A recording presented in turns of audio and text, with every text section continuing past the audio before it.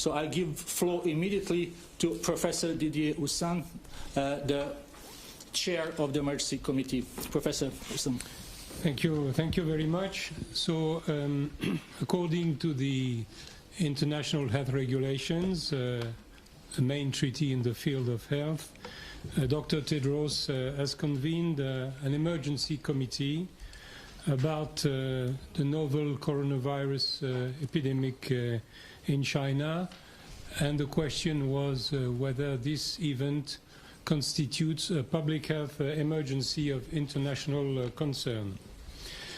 The advice to the DG, which is provided by the emergency committee, is that now is not the time, that it's a bit too early to consider that this event is a public health emergency of international concern.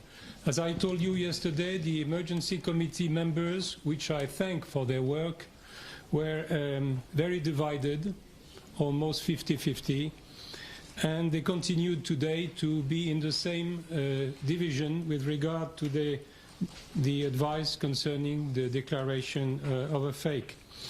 Several were reinforced in their idea that it should be considered as a fake, considering the evolution of the epidemic, some increase in the number of cases, in the severity of the disease, but several others say that it is too early because of limited number of cases abroad, and also considering the efforts which are presently made by Chinese authorities in order to try to contain the disease. Declaring a public health emergency of international concern is an important step in the history of an epidemic. The perception of this declaration by the international community in the most affected country for the people who are presently struggling with the virus certainly has to be considered. Nevertheless, the emergency committee considered also that following some advices might already be useful, produce useful results, even in the absence of a fake. Those advices which were sent to the DG of WHO concern mainly the constitution of a mission, international, multidisciplinary, to try to investigate some of the unknowns of this epidemic, be it the animal source, the mode of transmission, or the containment measures. But also advice to prepare already for the international coordination, for the research efforts that should be done in the field of vaccines and medical countermeasures. And finally, to WHO, the EC, of course, said to the DG that it is ready to reconvene as soon as necessary, even in the coming days, if necessary, if the evolution of the epidemic deserves such a reconvening. Advice also to the People's Republic of China to pursue its policy of transparency, sharing data, providing all explanations about risk management, why this measure has been taken, how is it taken. This is very important to understand what is done in China. Reinforcing also, of course, risk management measures, noticeably concerning exit screening, and of course continue to collaborate closely with WHO. Advices also to the countries which are at the moment affected by some cases or not affected, saying to this country to be ready to cope with some cases, sporadic cases. Let's hope that they will remain sporadic. And of course, survey, detect, trace these cases in order to avoid extension of the epidemic. And finally, advice to the global community to be ready for a potential evolution of this epidemic, which may require in some time the declaration of a fake. Thank you for your attention. Dr. Tedros, please. Thank you, Tariq. Good evening once again to everyone in the room and to everyone online. And sorry for keeping you waiting, although it's not, I hope, longer than yesterday. So I hope we have improved a bit. Once again, I would like to thank Dr. Didier Oussa, who has done a superb job of leading the emergency committee through what was a very complex deliberation. My thanks again to all the members of the committee for their time, expertise, and full commitment. I'm not declaring a public health emergency of international concern today. As it was yesterday, the emergency committee was divided over whether the outbreak of novel coronavirus represents a fake or not. Make no mistake, this is, though, an emergency in China. But it has not yet become a global health emergency. It may yet become one. WHO's risk assessment is that the outbreak is very high risk in China and a high risk regionally and globally. 584 cases have now been reported to WHO, including 17 deaths. 575 of those cases and all of the deaths have been reported in China, with other cases reported in Japan, the Republic of Korea, Singapore, Thailand, the United States of America, and Vietnam. We're aware of the media reports of suspected cases in other countries, but those cases are still being investigated. Let me talk about what we know. We know that this virus causes severe disease and that it can kill, although for most people it causes milder symptoms. We know that among those infected, 1/4 of patients have experienced severe disease. We know that most of those who have died had underlying health conditions such as hypertension, diabetes, or cardiovascular disease that weakened their immune systems. We know that there is human-to-human transmission in China, but for now it appears limited to family groups and health workers caring for infected patients. At this time, there is no evidence of human-to-human transmission outside China. But that doesn't mean it won't happen. There is still a lot we don't know. We don't know the source of this virus. We don't understand how easily it spreads. And we don't fully understand its clinical features or severity. WHO is working with our partners night and day in China and the other affected countries at the regional level and here at the headquarters to fill the gaps in our knowledge as quickly as possible. It's likely that we will see more cases in other parts of China and other countries. China has taken measures it believes appropriate to contain the spread of coronavirus in Wuhan and other cities. We hope that they will be both effective and short in their duration. For the moment, WHO does not recommend any broader restrictions on travel or trade. We recommend exit screening at airports as part of a comprehensive set of containment measures.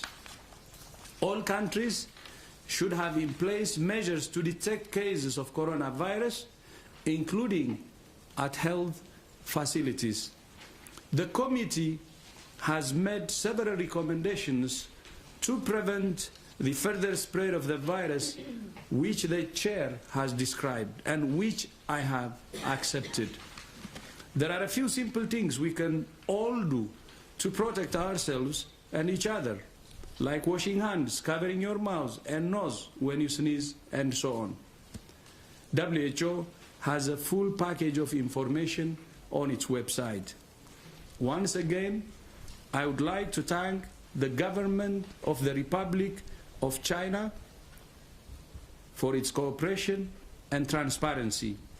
The government has been successful in isolating and sequencing the virus very quickly and has shared that genetic sequence with WHO and the international community. This outbreak was detected because China has put in place a system specifically to pick up severe lower respiratory infections. It was that system that caused this event. I wish to reiterate the fact that I'm not declaring fake today should not be taken as a sign that WHO does not think the situation is serious or that we're not taking it seriously. Nothing could be further from the truth. WHO is following this outbreak every minute of every day at country, regional, and global level. We're working to prevent human-to-human transmission. We have provided guidance to all countries for the rapid identification, management, and containment of the virus based on the sequence we got from China. We're coordinating our networks of global experts. We're working to advance the development of diagnostics, therapeutics, and vaccines. We're completely committed to ending this outbreak as soon as possible. And I will not hesitate to reconvene the committee at a moment's notice, anytime. It could be in a day, it could be in a couple, it could be any time. Thank you very much again for joining us. Thank you very much, Chair Russan. Thank you very much, Dr. Tedros. We will open the floor for a short session of questions. Those online, please type 01 on your keypad. We will start with our colleague from Caixin. Sorry if I mispronounced the name of the meeting. Thank you for that. My question is on the quarantine cities, the measures China has taken, and also traveling. In 2003, when we had SARS, several cities did the same thing. I wonder what were the biggest mistakes that we should avoid this time. And on traveling, I wonder, can you elaborate, besides the screening and masks, what other measures should be taken, please? Because now is the big season for traveling.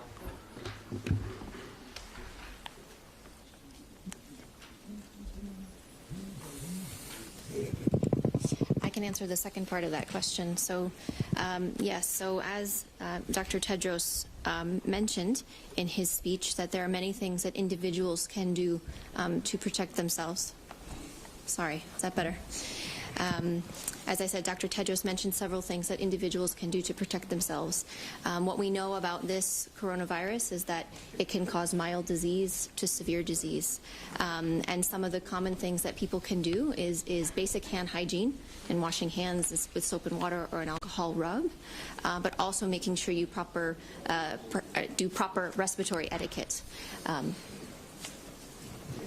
the quarantine, on the cities, the measures that cities were locked up, the mistakes that we should avoid this time, such as cross the suspected becoming real ill people. By the way, WHO's role is to provide rational and science-based recommendations to countries. But at the end of the day, a sovereign country has the autonomy to do what it thinks is right and based on the situation.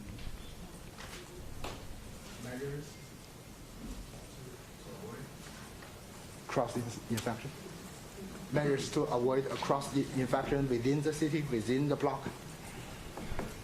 I think any measure you can check whether it's tailored towards the public health measures that we suggest, but at the same time we give, also room for the sovereignty and also the autonomy of the country to take the measures it thinks can be tailored to the situation. Thank you very much. First we will go to colleague from CCTV and then we will have a Le Monde.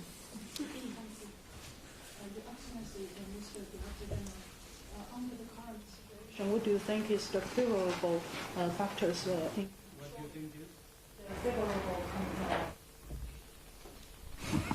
under the current situation, what do you think is the favorable factors in controlling the spreading of the academic, and what are the more prominent disadvantages? Thank you. Would you like to take? I think the important advantages we have now that we didn't have in previous epidemics is we know the virus. In previous epidemics that wasn't known for a long time. We have diagnostics, so we have the capacity to diagnose quickly.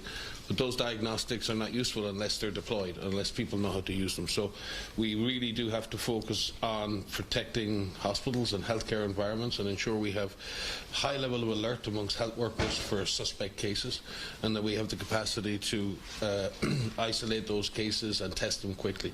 And we have advanced collectively in China, globally, in our capacities to be able to do that.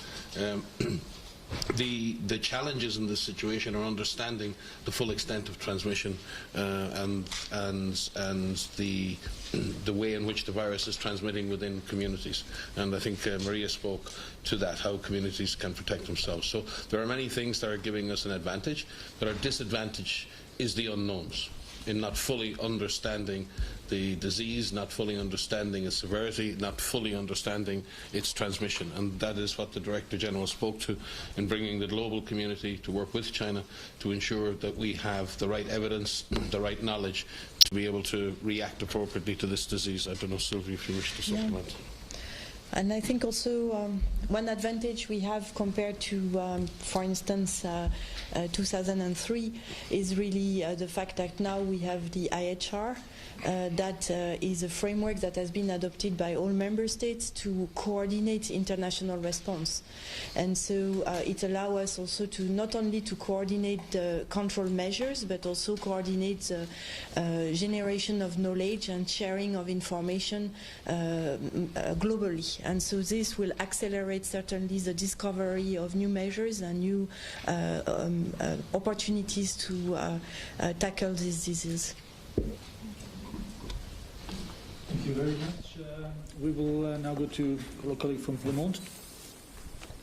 Bonjour. Si vous permettez une question en français, vous aviez indiqué hier manquer d'informations. Est-ce que Pékin est revenu vers vous entre hier soir et aujourd'hui avec ces nouvelles informations? Est-ce que ce sont les mesures de confinement prises par Pékin qui vous ont fait changer d'avis? Et peut-être une question un peu plus politique, vous n'êtes pas sans connaître les difficultés en interne du président Xi Jinping. Est-ce que ce sont des considérations qui ont été prises en compte par le comité, en particulier le coût politique que pourrait représenter pour la Chine la mise en place d'une alerte mondiale? Merci. I will just translate the question in English so everyone knows. So the question is that yesterday WHO said that we didn't have enough of information. So did we receive this information from China during the day? What is this information that has been received? And is there any part of politics that have been taken into consideration, domestic politics into consideration by the committee? Chair, please. Thank you very much. You want me to respond in French or in English? En français. Bon, je vais vous répondre en français puis je vais traduire. Les informations qui nous manquaient étaient de deux natures. Nous voulions savoir si les mesures prises dans la ville de Wuhan résultaient d'une évolution que nous ne connaissions pas de la situation épidémiologique locale. Et la réponse nous a été apportée. Nous avons eu un point épidémiologique très précis et mis à jour qui a été fait aujourd'hui. Et nous avons compris que les mesures prises dans la ville de Wuhan ont résulté de l'initiative de cette ville et n'avaient pas un lien, je dirais, immédiat avec l'évolution particulière de la situation épidémiologique. Quant à la question sur la dimension politique, cette question n'a pas été évoquée au sein du comité qui n'a pas les compétences pour aborder ce genre de sujet. Now I will speak in English. So the information which we expected today compared to yesterday were mainly related to the announcement yesterday as a surprise of the decisions which were taken concerning public transportation in the city of Wuhan, but also Huzhou and Wangang. So we received from the health authorities of China very precise information about the evolution of the epidemics, and we also understood that the decision which had been taken in the city of Wuhan was an initiative of the city of Wuhan, of course in consultation with the provincial and national authorities, but it was not directly related to a specific evolution of the epidemiology in the city. And concerning the political aspects, we have not the competence in the emergency committee to address these very important issues. Thank you, Mr. Chair. We will now go to our journalists who are online, and we will start with the, and I'm sorry if I'm not getting the name right, Kenny from Nikkei, Japan. Kenny, can you hear us? Yes, I can hear you. Yeah, I'm Kenji Kawase from Nikkei. May I start my question? Could you hear me? Yes, we can hear you. Just please speak slowly and loudly. Okay. Yeah. Okay. My question is with regard to Taiwan.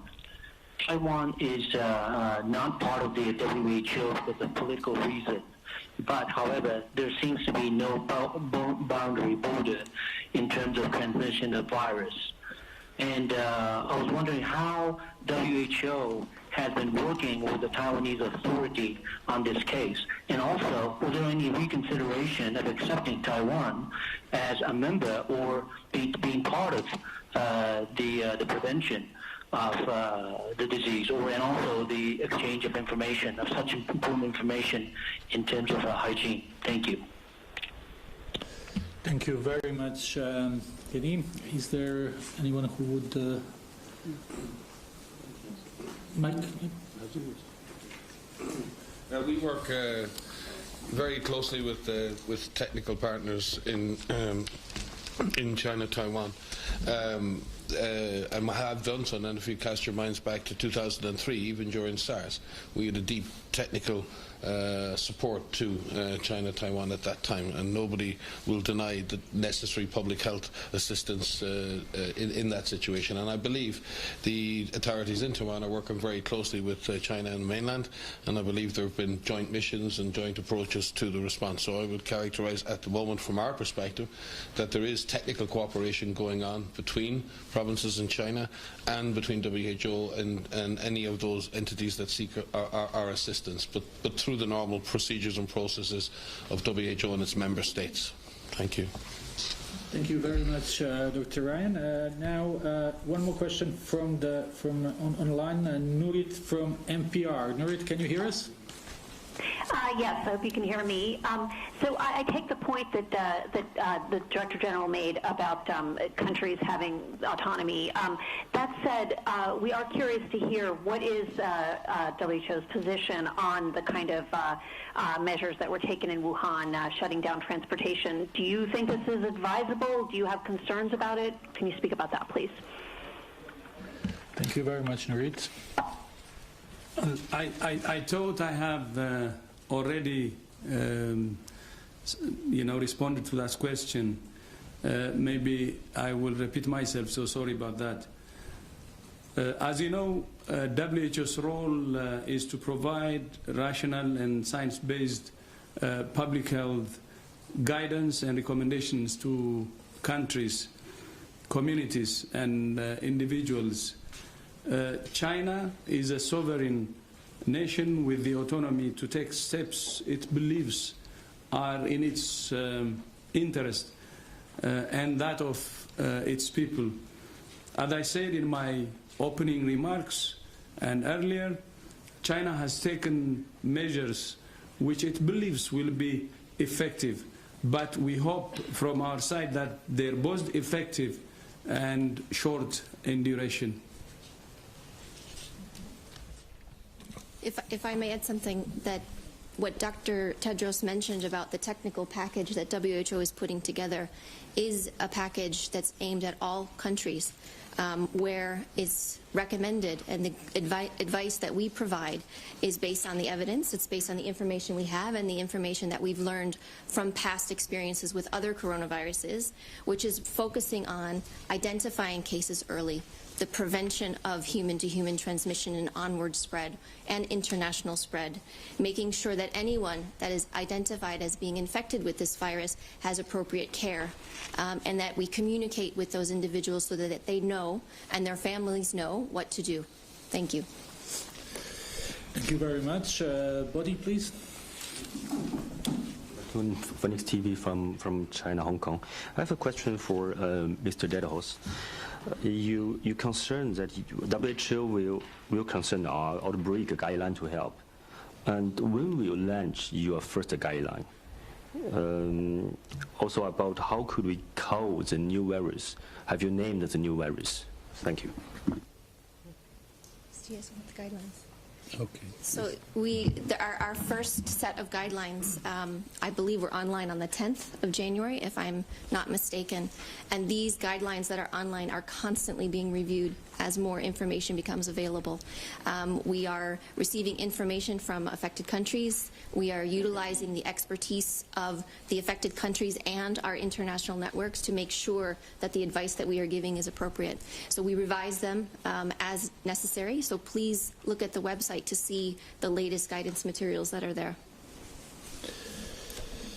Thank you very much. Do we have a question up here? We have the name of the virus. The name of the virus, sorry. Sylvie?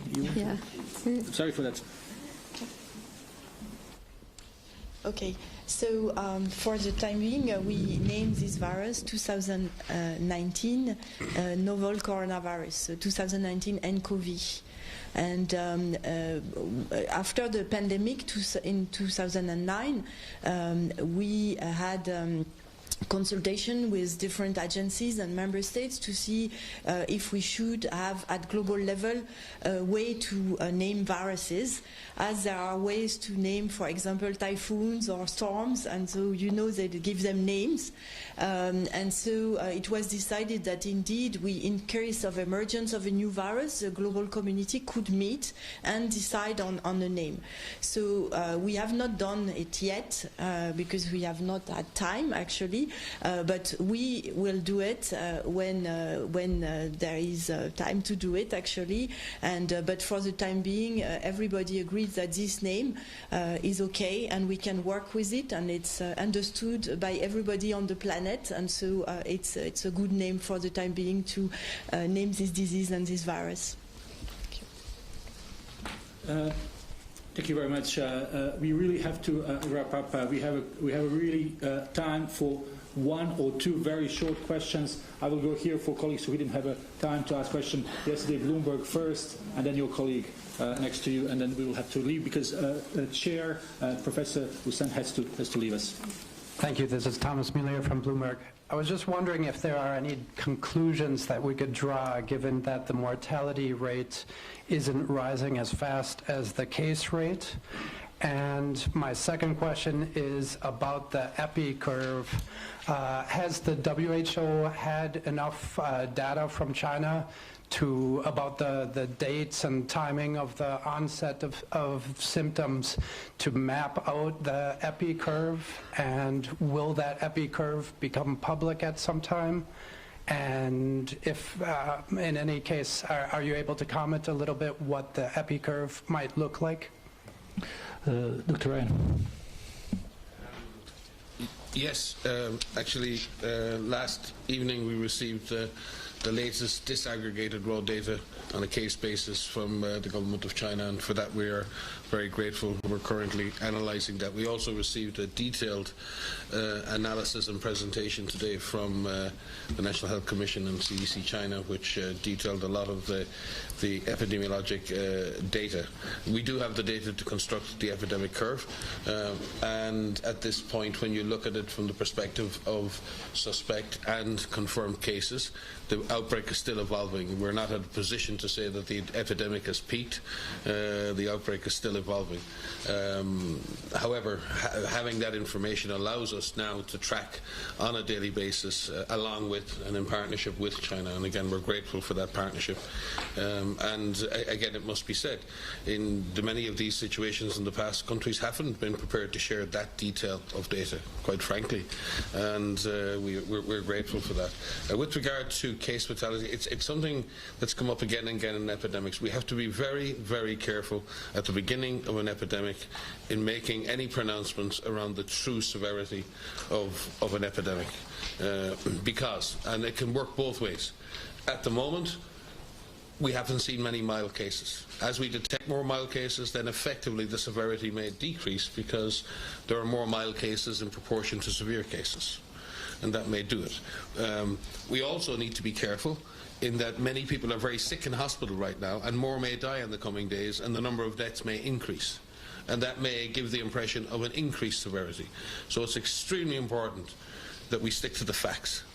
The facts are that 17 people have died, and their families grieve them this evening. That is the fact of the matter. Overall, what we will see ultimately as severity and death remains to be seen. We also have quite a number of severe cases, and in this case I think we need to focus also on those individuals and the standards of care that they receive. We don't have a specific therapy for this disease or for any coronavirus, but patients can do well with intensive supportive therapy. So we need to focus on early diagnostics, early supportive care, intensive care where needed, and ensuring that the burden of cases within the system, and we've seen this with other diseases like dengue and cholera and in the past, the system itself, the health system, may come under pressure as many worried well and people who think they have the disease come. So we need to also manage the pressure on the health system so the system can continue to function and triage patients appropriately. But I think we do need to, at this point, just be a little careful on making any pronouncements regarding the true case fatality associated with this disease. Thank you. We will take a last question from our colleague. We can just introduce ourselves. I'm really sorry to everyone else, but all of our speakers have other things to do, so please go ahead. Thank you very much. My name is Andreas Schopp from RTL Germany. There are reports that the virus originated from snakes. Do you have any conclusion about that? What can you tell us about that? Thank you very much. The investigation is going on, but so far no conclusive evidence actually.